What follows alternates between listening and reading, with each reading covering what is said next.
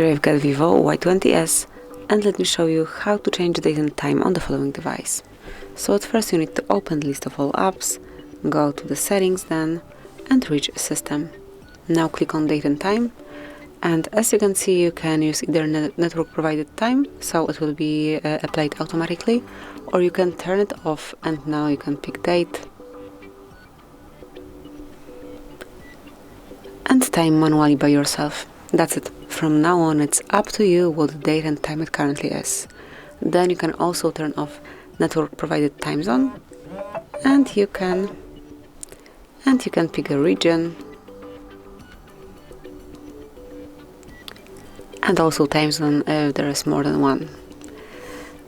Finally, you can also change the format of your clock, so you can use either local default, or you can apply some particular option, which is 24-hour format clock or 12-hour format clock. So that would be all. This is it. Thank you for watching. Please subscribe our channel and leave the thumbs up.